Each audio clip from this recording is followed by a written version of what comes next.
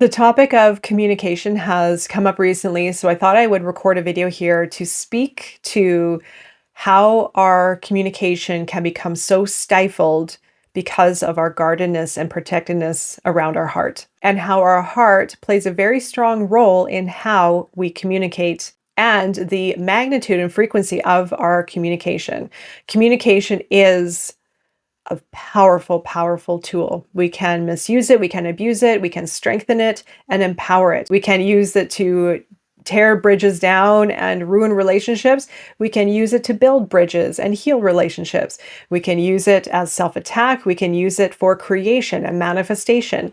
Our voice is incredibly, incredibly powerful. Words are incredibly powerful, but what is more powerful is how those words are used and to what degree or frequency. Many of you may be familiar with my own story of finding my own voice, and YouTube here has been a very strong platform for me to return to my voice. It's still a work in progress, but it gets better and better as I move along. And this has been one aspect of myself that I have struggled with the most. But it was only the output that was one part of the story. The rest of the story is what was happening on my inside that affected how I communicated or how I didn't communicate, how I shut people down, I shut the world down, I shut myself down. I had so much going on in here, so many thoughts and emotions and inspiration, and I could not get it out. I would also stutter and stammer. As you may know, I had a very, very difficult time communicating. And I feel this is more common than we may realize. Now, our throat, our area of vulnerability, is one of our most vulnerable places of our body. Our neck area is tied to our emotions. Our throat chakra is about liberation and speaking our truth. And our truth is tied to our authenticity, and our heart is tied to our authentic self. So this whole area within ourself can be disrupted if our heart is protected and guarded, and we are constantly feeling like we have to battle life, like we have to push our way through, like we have to be protected and safe. This all originates from somewhere. So I'm also going to be talking about the behavioral characteristics to be aware of if the heart is guarded. Now, I already touched on one very important aspect of communication, and it's not necessarily the words, although words are very powerful. It's in the degree that they're used. So if we are communicating through fear, or if we're communicating through love, the same word that's being used is going to have a different variable. It's going to have a completely different vibrational frequency, a different impact, a different resonance, right? So no matter where we're coming from, there's going to be a switch in or a change in how those words land with people, how they're said, and the true meaning behind them. Since I have worked on my deeper self and worked through my patterns and my wounds and the layers of protection and what has felt familiar within my shadow, I've become more relaxed. My body has become more relaxed. I've become far more open. My wounds of shame and fear have slowly dissipated, and I can express more. And it's not about the words that are used again, although they help. It's about how they're being used. It's about the softness versus rigidity. It's about protection versus openness. The words that we use come from how we feel within ourselves. And if we're guarded and protected, yes, we're going to be very short with our words. We may have a very hard time finding the words that we need to say to speak to how we truly feel. Words may come out in the heat of the moment that we have no control over, that may be a little bit messy, they may be hurtful, they may be a resemblance of how hurt we are within ourselves or the hurt that we are carrying within ourselves. The more softer and compassionate that we are towards ourselves, the more self-acceptance that we have, the more unconditional love that we have, the words are going to resemble the energy that we have within ourselves and where those words are truly coming from. Now, don't get discouraged if you are feeling that it's difficult to communicate and that you're having a hard time and you're finding that it's not flowing the way that you want. It does take some time to work through this, and it's taken me years to find more trust and fluidity and flow with my words and with myself. And my words and how I use my words is simply a reflection of how I feel within myself.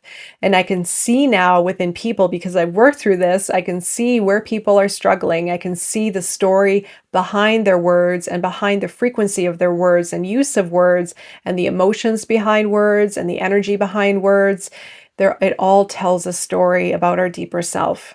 So let's go into some of the behavioral patterns of a closed heart in communication. One of them is going to be withdrawal and avoidance. When emotional discomfort arises, the closed heart retreats by pulling away, avoiding messages, or ending conversations prematurely to feel safe in distance rather than exposed in dialogue. There could be emotional guarding. This keeps communication surface level or intellectual, filtering and rehearsing words to avoid being seen too deeply, replacing honesty with composure. There could be a sensation of shutting down and suppression. When under pressure, the body tightens and the voice falters. Emotion freezes in the throat as unspoken truths and tears collect behind the inner wall.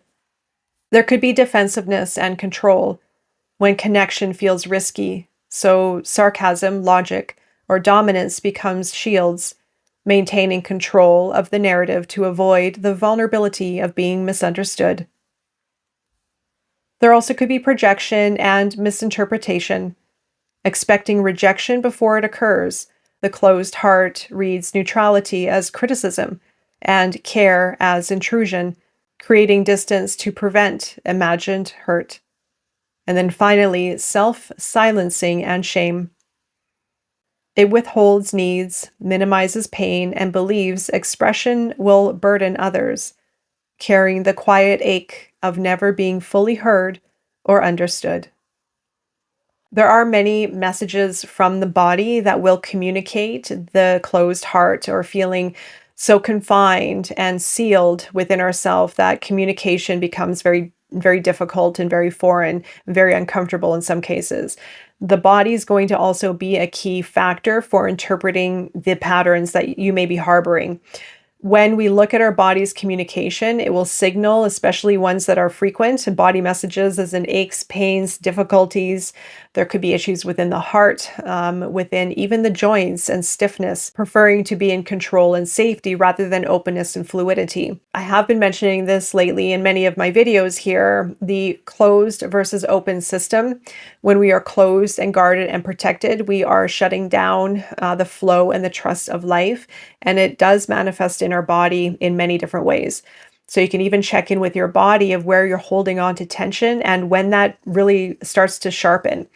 Does it sharpen or does it become very apparent when you are in a relationship or when you're in a conflict or facing a conflict or when you're facing inner conflict of wanting to speak and wanting to share, or maybe you're speaking in front of people and the words aren't coming out, but your body's becoming very tense, which is quite common. There's a reason why public speaking is the most frightening exercise in the world to experience, and it's not because of just simply being in front of a bunch of people. I believe there's something far deeper that we need to look at.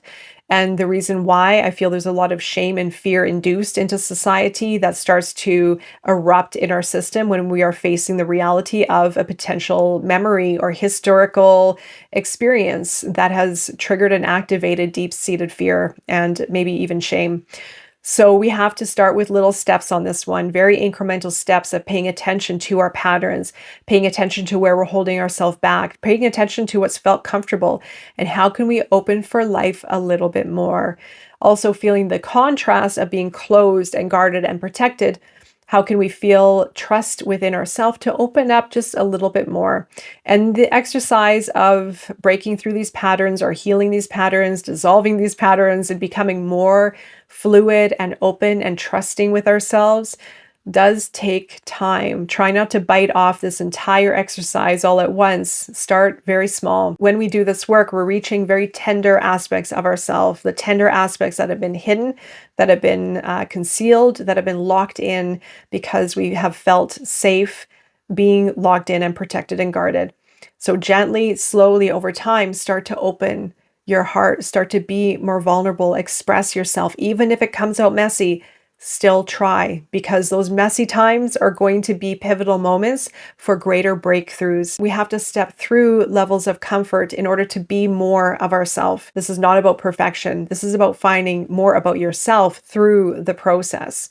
So give it step by step, little incremental steps of safety, of feeling grounded in your body, of feeling open in your body, relaxed, and invite a little bit of movement, a little bit of fluidity. And of course, if you're looking for more exercises and more guidance, there's a lot coming up in the future with the Shadow Project. So if you're wanting to work through these in incremental steps and looking for a little bit more guidance, that's going to be a good place to start as well. All right, so I'm wishing you all the best with opening your heart and freeing yourself to share your voice with the world. Until next time, take care.